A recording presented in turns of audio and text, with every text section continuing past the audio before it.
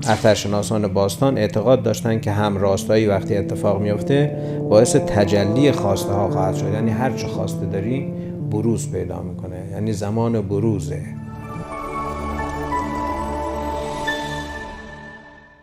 گزارش یک نشریه نجومی رو دارم براتون میخونم. میگه که 6 بهمن یک روز استثنایی امسال در تاریخ 25 ژانویه 2025 مصادف با 6 بهمن 1403 شاهد همراستایی چندین سیاره در آسمان شب خواهیم بود. این همراستایی اونقدر نادره که رخداد بعدی اون 450 سال دیگه است. یعنی فاصله این رخداد 450 سال معمولاً زمان میبره. 8 سیاره، خیلی جالبه، 8 سیاره به صورت گروهی در آسمان شب بعد از غروب خورشید دیده خواهند شد که عبارتند از عطارد، زهره، زمین، مریخ، مشتری، زحل، اورانوس و نپتون. زمانی که سیارات همراستا شوند یک نیروی گرانشی قوی در سراسر کیهان پدید خواهد آمد و اخترشناسان باستان اعتقاد داشتند که همراستایی وقتی اتفاق میفته باعث تجلی خواسته ها خواهد شد. یعنی هر چه خواسته داری بروز پیدا میکنه، یعنی زمان بروزه. دفعه دیگه که این اتفاق بیفته در بخش 180 درجه از آسمان با هم همتراز بشن این ستاره ها 6 می سال 2492 میلادی خواهد بود، یعنی 450 سال دیگه. این 8 هر کدوم یک ویژگی هم دارن از نظر نجومی که وقت نداریم بهشون بپردازیم. زهره یک جایگاهی داره، زمین یک جایگاهی در ادبیات ما هستند. زهره سازی خوش نمی سازد مگر عودش بسوخت. زمین یک جایگاهی داره. مریخ یا بهرام یک جایگاهی داره. مشتری سمبل عظمت بزرگ و تمام گرانش های منفی که به سمت زمین اتفاق میفته او جذب میکنه، فدایی زمینه. زحل نماد زیباییه.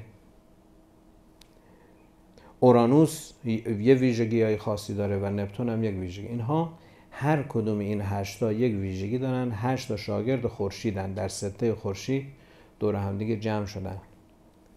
و جالب هم اینه که در رخدادهای خورشیدی هم در واقع آنچه که در منابع اومده این واقعه در زمانی اتفاق میفته که خورشید در یک سیستم 11 تایی قرار میگیره.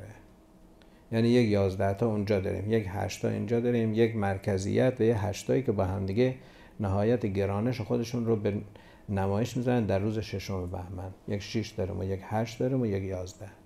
آقا وقتی با هم دیگه تطبیق پیدا میکنین چقدر این انطباق شما با هم دیگه نیرو درست میکنه. اگر بتوانیم که همراستا بشیم در یک زاویه مشخص یک نیروی گرانشی ایجاد خواهد شد که این نیروی گرانش فوق العاده است. حالا آثار این نیروی گرانش رو چجوری علم امروز میخواد بررسی بکنه نمیدونم، ولی به طور قطع و یقین انرژی خیلی زیادی رو ایجاد میکنه، هم به لحاظ فیزیکی هم بیشتر به لحاظ متافیزیکی. عالم هستی داره به ما میگه که آقا 6 بهمن خیلی مهمه، همراستایی خیلی مهمه، وحدت و تعاون و انسجام و کار مداوم و بدون توقف. حالا یه نفر به ما گفت شما روزای جمعه هم کار میکنیم؟ گفتم آره. مگه زمین روزای جمعه نمیچرخه؟ مگه خورشید روزای جمعه نور نمیده؟ اصلا این تعطیلی رو کی در آورده؟ نظم خیلی عنصر مهمیه. اگر ما نظم نداشته باشیم نمیتونیم همراستا بشیم. آن چیزی که داره این یعنی این ستاره های 8 گانه رو امروز یک راستا میکنه فقط نظمه. چقدر انرژی برای این نظم هزینه شده که این انطباقه اتفاق بیفته. چندین میلیارد کیلوتن انرژی صرف شده که اینها نه تون برن، نه کند برن، نه بالا برن، نه پایین برن. هر کدوم تو مدار خودشون مدار همدیگه رو قطع نکنن، با همدیگه تصادف نکنن. بعد چقدر اینا از نظر ریاضی فرمولشون پیچیده میشه. آخه اینا میدونید مدارشون که یه مدار سطحی نیست که روی یه سطح 2 بعدی بچرخن، در یه فضای 3 بعدی دارن میچرخن. نوع چرخششون با اون چیزی که تو ذهن ما هست متفاوته. با تمام این چرخش های متفاوتی که دارن، وقتی اینا با هم دیگه هم راستا میشن، این چه اتفاق مهمی در عالم هستی میفته. ما مثلا یک زن و شوهریم، دو تاییم، مثلا انگار خورشید و مثلا زهره دیگه، بقیه سیاره ها رو مثلا همه رو حذف میکنیم، همین دو تا. به ما گفتن آقا شما مثلا این آقا خورشیده، خانم هم زهره است، اسمش هم زهره.